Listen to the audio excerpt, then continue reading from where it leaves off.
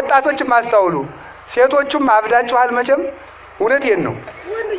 ጨርቃችሁን እያሳጠራችሁ ራቁታችሁን ፎቶ እየተነሳችሁ ልቃላችሁ። ወንዱ አይኑን አፍጥጦ እዚያ መዋል። አሁን እኮ እንኳን ጻድቅ ወንድ ጀግና ወንድ እንኳን አናገኝም። ወደፊት ጅላጅል ነው ዝም ብሎ ማለት አልቋል። በሴት ፎቶ የነወለለ ነው በእውነቱ ማለት ነው። ይሄ እኮ ነው። አታውቁም? ሴቶች ታይተው የመወደድ ጸጋ አላቸው። የዚህ ምስጢር ደግሞ እነግራችኋለሁ የሌላ ቀን። ታይተው ነው የሚወደዱት። ለምን መሰላችሁ?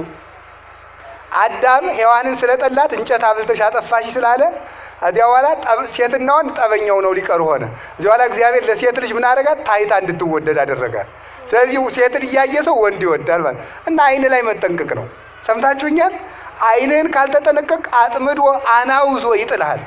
ታላቁ እስክንድር የሚባለው እስክንድር 127 ሀገሮችን ቀጥቅጦ የገዛው እስክንድር ለወታደሮች የሚመክራቸው ምክር ምን ነበር መስላችሁ? በጠላት ሀገር ሄዳችሁ በውሃ ጥም እንዳትሸነፉ፣ በሴት እንዳትሸነፉ ነበር ያላቸው። በምንና በምን ያላቸው? በውሃ ጥምና በምን በሴት እንዳትሸነፉ፣ ካልሆነ ትሸነፋላችሁ ነበር የሚላቸው። እና ውሃ የፈለገ ቢጠማቸው አይጠጡም። እንዲያውም 100 ወታደር ከሚያጠምደው ይልቅ አንዲት ሴት የምታጠምደው ብልሃቱ ኃይለኛ ነው። ይህንን ነው ጌታ ያለ። ምንድን ነው? ዝሙትን ተጠንቀቁ፣ ምኞትን ቆርጣችሁ ጣሉ። ህሊናቸው ንጹህ ነው። ህፃናት ህሊናቸው ንጹህ ነው። አሁን ቅዳሴ ሲቀደስ እግዚአብሔርን እኮ ያያሉ። ይገርማቸዋል። ህፃናት ቅዳሴ ሲቀደስ እግዚአብሔርን ያዩታል። እኛ አይታየንም፣ የኃጢአት መጋረጃ ስለጋረደ። ብፁዓን ንጹሐነ ልብ እስመ እሙንቱ ይሬእይዎ ለእግዚአብሔር። ልባቸው ንጹህ የሆኑ ሰዎች እነሱን ውዳን ክቡራን ናቸው። ማንን ያዩታልና? እግዚአብሔርን ያዩታልና። ስለዚህ ህፃናት ይህ ናቸው። ሌላ ህፃናት የህፃናት ኃይላቸው ልቅሶ ነው። እስኪ በሉ የህፃናት ኃይላቸው በሉ። የህፃናት ኃይላቸው ምንድን ነው? ድገሙት እንጂ። የህፃናት ኃይላቸው ምንድን ነው? ልቅሶ ነው። የክርስቲያኖች ኃይላችን ምንድን ነው? እንባ ነው። የክርስቲያኖች ኃይላችን እንባ ነው። ይለቀሳል፣ እንባ ያሰጥማል። ብረት፣ እሳት ወይም ደግሞ ሌላ ነገር የማይቀደውን ሰማይ ቀዶ የሚወጣ እንባ ነው። እስራኤላውያን 215 ዓመት በግብፅ ባርነት ሲኖሩ ፒራሚድ እያሰሩ ሲያሰቃዩአቸው ዱባ እያበሉ የማይጠቀሙበትን ጡብ ሊቃውንቱ እንዴት ተርጉመውታል? ዛሬ ግብፅ የምትኮራበትን ፒራሚድ የሰሩት ግብፃውያን ናቸው። ያንን ከዚያ ፒራሚድ ግን ግብፃውያን እስራኤላውያን አይጠቀሙም። ያንን ጡብ እየተኮሱ ጭቃውን እያቦኩ ያንን እየተኮሱ ይሰራሉ። እነዚህ የማይጠቅማቸውን የኃጢአት ግንብ የሚሰሩ የምዕመናን ምሳሌ ነው ይላሉ ሊቃውንቱ። ከዚያ በኋላ ምን አደረጉ? ነፍሰ ጡሮችን ሁሉ ጭቃ አብኩ ይሏቸዋል። አንዲቱ ስትረግጥ ምጡ አመጣ እዚያው ላይ። አረ ምጥ ደረሰ ስትል እዚያው ላይ ውለጂው፣ የሰው ደም ጭቃውን ያጠነክረዋል እንጂ ምን ይላል ብለሽ ነው አሏት። እንዲህ አለ ጭክና በእውነቱ ማለት ነው። በእኛ ዘመንስ ይሄ አልተሰራም ብላችሁ ምን ያላደረግነው ኃጢአት አለ? የቀረን ነገር እኮ የለም በእውነቱ። እንባዋን አለቀሰችና በእጇ እንዲህ አድርጋ በእጇ ይዛ ወደ ሰማይ ሀሎኑ በዚህ ሰማይ እግዚአብሔር አዶናይ፣ እውነት በዚህ ሰማይ እግዚአብሔር አለ ብላ ሰማይ ወደ ሰማይ እንባዋን ስትረጨው ሰማይ በጦርነት የማይከፈተውን ሰማይ እንባዋ አንኳኳው የሰማዩን ደጅ። እግዚአብሔር የምሕረት በሩን ከፈተ። ወንድማቸውን ሽጠው ዮሴፍን ለግብፅ ባርነት ሽጠው እነሱ 215 ዓመት የተገዙበትን የባርነት ቀንበር በአንዲት ሴት እንባ ተሰበረ። ከዚያ በኋላ ሙሴን ያህል ሰው አስነሳ። ክንደ ብርቱን ሙሴን ያለ ሰረገላ ተዋግቶ እግዚአብሔርን ይዞ በጽኒት ወበመዝራይት ልዕልት እስራኤላውያንን ከግብፅ ባርነት ፈልቅቆ ፈርዖንን ከነሰረገላው አስጥሞ ይዟቸው ወጣ። ሕፃናት ኃይላቸው እንባ ነው። እኛም ማልቀስ አለብን። እውነቱ ማለት አላችሁ። አሁን ሰው እኮ አያለቅስም። ታለቅሳላችሁ? እንዲያውም ማን ነው በቀደም ሲነግረኝ የአዲስ አበባ ሰው እዚህም ጎንደር ይኖራል። ባለሀብቶቹ ዘመድ ያልሆነውን ዳ ከፍለው ማስለቀስ ጀምረዋል አሉ። ዘመድ ሲሞት እንዲሁ እኮ አይድረስ እኮ ነው በእውነቱ ማለት ነው። ማስለቀስ እዚያ ተሰብስቦ ማስለቀስ ማለት እናቴ እያለ ማልቀስ። እናቱ አይደለችም፣ አክስቱም አይደለችም። እንዲያውም ሰውየው የሚያለቅሰው ወይኔ ለሳንቲም ብዬ እንዲህ ላልቅስ ብሎ እያለቀሰ ይሆናል ሰውየው ማለት ነው። ሰው ደግሞ ለዚህ ጉዳይ አለቀሰ እያለ ሊያለቅስ ይችላል ማለት ነው። ለምንድን ነው ግን እንዲህ ልባችን የደነደነው? አሁን ክርስቶስ ሞተ ቢሉ ሰው ያለቅስ፣ ኃጢአቱ ያስለቅሰው ምን አይል እና እንባን እንዴት ማግኘት ይቻላል የሚል ሊቃውንቱ በጣም ብዙ ተመሳጥረውበት አመስጥረውበታል። እንባ የሚገኘው መጀመሪያ ራስን ማየት ሲቻል ነው ይላል። ማንን ማየት ሲቻል? እስቲ በሞቴ ሰሞኑን እስከ ልደት አንድ ቀን ለ1 ሰዓት ወይም ለ2 ሰዓት ቁጭ በሉና ወረቀትና እስክሪብቶ የያዛችሁ እኔ ማን ብላችሁ ጻፉ። ሌብነቱንም ታውቁታላችሁ፣ ዝሙቱንም ታገኝ እንደው እኔ ማን ብላችሁ ኃጢአታችሁን በሙሉ ዘርዝሩት፣ ጻፉት። እኔ ነግሬያችኋለሁ እንዳትረሱት። ኋላ ደግሞ እግዚአብሔር ምን አደረገልኝ ብላችሁ ደግሞ ጻፉት። የዚያን ጊዜ እንባ ማግኘት እንችላለን ማለት ነው። አሁን እንባ የለም። ቢለቀስ ግን እግዚአብሔር ለሀገር ሰላም ያመጣል፣ መፍትሄም ያመጣል፣ አንድነትም ይመጣል። 600,000 የእስራኤል ሕዝብ የወጣ በአንዲት ሴት እንባ ነው። ማልቀስ ከተቻለ ይህን ማምጣት ይቻላል። ሰዋውን ደንድኗል። ከቃሉ ጋር ናችሁ። እግዚአብሔር ከሁላችን ጋር ይሁን። ሌላ ሕፃን የእናት አባቱ ጥገኛ ነው። እስኪ በሉ ሕፃን በሉ። የማን ጥገኛ ነው? የእናት አባቱ ጥገኛ ነው። ምን ማለት ይመስላል? ያለ እናት አባቱ ሕይወት የለውም፣ ሕፃን ነው። አንተም ከእግዚአብሔር ተጠጋ ማለት ነው። ከእግዚአብሔር ተጠጋ፣ እግዚአብሔርን አትልቀቅ ማለት ነው። እግዚአብሔርን አትልቀቅ። እግዚአብሔር መጠጊያ አምባ ቅጽር ነው። እግዚአብሔር ያልተጠጋ ሰው አውሬ ይበለዋል። እግዚአብሔርን አለመልቀቅ ማለት ነው ከስጋው ከደሙ አለመራቅ፣ ጸሎት አለማቋረጥ። ማንኛችሁም ማለት ሁላችሁም እግዚአብሔር የማይሰማው ፍጥረት የለም በእውነቱ ማለት እግዚአብሔር የማይሰማው ፍጥረት የለም። ስለዚህ በየቦታው በየቦታው የምንሞት ለምንድን ነው ካላችሁኝ ከእግዚአብሔር ጥግነት ከእግዚአብሔር አለትነት ስለምንወጣ ነው። ወታደሮቹ ምሽግ ይዘው የሚዋጉ ለምን ይመስላችኋል? ጥግ እንዲሆናቸው በጀርባ የሚመጣው እንዳይመታቸው አይደለም?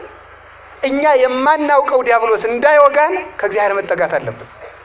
ከእግዚአብሔር የተጠጋ ሰው ማን ይላል? ዲያብሎስ የትኛውንም ያህል ጦር ቢወረውር መውጋት አይችልም። ለዚህ ነው ዮሐንስ አፈወርቅ ዲያብሎስ ተኮሰ፣ ጥይቱን ጨረሰ፣ ዝናሩን አራገፈ፣ ቤተክርስቲያንን ግን ማጥፋት አልቻለም ብሎ የተነገረው። ስለዚህ ከእግዚአብሔር መጠጋት ማለት አቅምን ማወቅ፣ ከቤተክርስቲያን መጠጋት። እንዲያው ቤተክርስቲያን ሳይመጡ መዋል እኔ ለራሴ እበቃለሁ ማለት ነው። ሳይጸልዩ መዋል ቀኑን እኔ በሰላም የመኖር ስልጣን አለኝ፣ እግዚአብሔር አታስፈልገኝም ማለት ነው። ማታ ሳይጸልዩ ማደር ሌሊቱን እኔ ራሴ እበቃዋለሁ፣ ለሌሊቱ ጥበቃ አንተ አታስፈልገኝም ማለት ነው። ሲበሉ አለመጸለይ ምግቡ ጤና እንዲሆነኝ ራሴ ማድረግ እችላለሁ፣ አትባርከው ማለት ነው። ያለንም ሳይጸልዩ ማግባት ትዳሩን እኔ ራሴ እበቃዋለሁ፣ ግድ የለም እግዚአብሔር አትምጣብኝ ቤቴ ማለት ነው። ይሄ እኮ ነው በእውነቱ። እግዚአብሔርን ጥግ ያደረሰው ሰው ግን ያልፋል። እንዲያውም እኮ በዱዲያኖስ ዘመነ መንግስት የዱዲያኖስ ኃያላን የሆኑ ክርስቲያኖችን ድንጋይ እየወረወሩ ሲመቷቸው ወይ ክርስቶስን መርጣችሁ ሙቱ ወይ ደግሞ ክዳችሁት ደግሞ ምን አለን ሕይወትን ምረጡ አሏቸው። መርጠን ጨርሰናል፣ ክርስቶስን መርጠናል አሏቸው። እንግዲያስ ብሎ ድንጋይ ሲወረውሯቸው ለነሱ የሚወረውሩት ድንጋይ የዱዲያኖስን ታዛዦች እየተመለሰ ይመታቸው ነበር። ማን ነው ሁሉ የሚያደርግ? እግዚአብሔር ነው። የእግዚአብሔር ጥገኛ ለመሆን ያብቃን። እግዚአብሔር ተጠግተን ለመኖር ያብቃን። ሕፃን ልጅ ማንም ያስብለት? እስኪ ንገሩኝ፣ በሉ ንገሩኝ። ለኛ የሚያስብልን ማን ነው? እግዚአብሔር ያስብልናል። አትጨነቁ። አሁን ስንጸልይ ሁሉ ጸሎቱ በሙሉ የሚያልቀው በጭንቀት ነው፣ በጭንቀት። ለዚህ ነው የሰኞ ውዳሴ ማርያም ደርሰን ዮሐንስ ወንጌል ደርሰን የምናገኘው። ለምን? ጸሎቱ ውስጥ በጣም ብዙ ጉዳይ አለ። የዛሬ ሳምንት ምንድነው መሆን? ለገሌ የምከፍለው ብር ምንድነው? ወደፊት የምኖር ከየት ነው? ከማን ጋር ልኖር ይችላለሁ? እገሌ በቀደም ተከናንሞኝ የደምን ሆኖ ነው። ጸሎት ላይ ነው ሁሉ ሪፖርት የሚቀርበው ማለት ነው። ለምንድን ነው ስትሉ እግዚአብሔር ያስብልኛል ስለማንል። እስኪ በሉ እግዚአብሔር ያስብልኛል በሉ። ማን ያስብልናል? እግዚአብሔር። ሕፃንን እናቱ የምታስብለት ከሆነ እግዚአብሔር እንዴት አያስብልን ነው? ፍጠረኝ ሳንለው የፈጠረን የማይዘነጋ አምላክ እንዴት አያስብልን ነው? ግድፍ ላይ ለእግዚአብሔር ህሊናከ ወውእቱ ይሴሰየከ፣ እንዲህ አድርገህ ኑር ለማለት እንደ ሕፃናት ሁኑ አለ። በመካከላቸው ጠርቶ ያቆመው ሕፃን አግናጤዎስ ምጥው ዘአንበሳ ይባላል። ይህ ሕፃን ጌታ ታቅፎ ያስተማረበት ከቅዱስ ጴጥሮስ ጀምሮ የሮም 3ኛው ሊቀ ጳጳስ ነው። ጌታ ታቅፎ ያስተማረበት አግናጤዎስ በዚህ በሮም አደባባይ ላይ ክርስቶስን ካልካድክ ለተራቡ አንበሶች ወሩረን እንጥልሃለን ብለውት ነበረ። እንጥልሃለን ሲሉት ምን እንዳለ ታውቃላችሁ? እንዲህ ነበር ያለው፣ ክርስቲያኖች መምህር ለጊዜው ሃይማኖቴን ክጃለሁ በልና ሰንብትልን እንድታስተምረን አሉት። እሱ ግን ምን ይላቸው ነበረ? ወደ ጌታዬ ከመሄድበት ከመንገድ ላይ የምትቆሙብኝ ለምንድን ነው አላቸው። በሞት በኩል ወደ ክርስቶስ እንደሚሄድ ያውቀዋልና። ታውኝ እንጂ የአንበሶች ጥርስ እንደ ወፍጮ አድርጎ ይፈጨኝና እንደ ንጹህ ስንዴ ለጌታዬ ለኢየሱስ ክርስቶስ መስዋዕት እሆናለሁ። በአንበሶቹ እፈጫለሁ፣ ከዚያ የጌታዬ መስዋዕት እሆናለሁ። እኔ ለክርስቶስ የተዘጋጀው የበቀልኩ ስንዴ እኮ ነኝ ብሎ ነበር የተናገረው። እንዲህ ያለ ቆራጥ ሰማዕት ነበረ። በኋላ ተመልከቱ፣ እሱን የገደሉት ኃያላኑ ጠፍተው የእሱ ዘር ግን ሰፍቶ እነ ቅዱስ ፖሊካርፐስ ሰፍተው፣ ሌሎቹም ቅዱሳን እነ ቅዱስ ሄሬኒዮስ፣ እነ ቅዱስ አትናቴዎስ፣ እነ ቅዱስ ቄርሎስ የክርስቲያን ደም ዘር ነው የሚባለው ለዚህ ነው። ዘር አንዱ ነው ይዘራል፣ ብዙ ሆኖ ያፈራል። ክርስቲያኖች አንዱ ነው ይሞታሉ፣ ብዙ ሆኖ ይበቅላሉ። አግናጤዎስ ብቻውን ሞቶ ብዙ ሊቃውንትን አፈራ። እንዲህ እንደሱ ቆራጥና ሰማዕት የምትሆኑ ሃይማኖተኛ ካልሆናችሁ ለማለት ነበር። ንጹህ ሰው ነበር። ማን? ቅዱስ አግናጤዎስ። የቅዱስ አግናጤዎስ በረከት ይደርብን። አርያ ምንድን ነው? እንደ ቅዱስ አግናጤዎስ ያለውን የትሕትናን፣ በእግዚአብሔር የማመንን፣ የእውነተኛነትን፣ ከዝሙት ንጹህ የመሆንን፣ ራስን አቅልሎና ሰውነትን ገዝቶ የመኖርን አኗኗር ካልተቀበላችሁት የኔ ልትሆኑ አትችሉም። ይህን ሕፃን የተቀበለ እኔን ይቀበላል ማለት እንደ አግናጤዎስ ያለ አኗኗር ያለው ሰው እኔ አድርበታለሁ። አንድ ሁለተኛ፣ እንደዚህ ሕፃን ቅዱስ የሆነውን እንደ አግናጤዎስ ያለውን ቅዱስ በምልጃ በረዴት የተቀበለውን ሰው እኔን ተቀበለ። ስለዚህ ምን ማለት ነው? እንደዚህ ሕፃን ያለውን የተቀበለ እኔን ተቀበለ ማለት ቅዱስ አግናጤዎስን የተቀበለ ክርስቶስን ይቀበላል። ቅዱስ አግናጤዎስን መስለው እንደዚህ ያለውን ያለ ይህን ሕፃን ብቻ አላለም።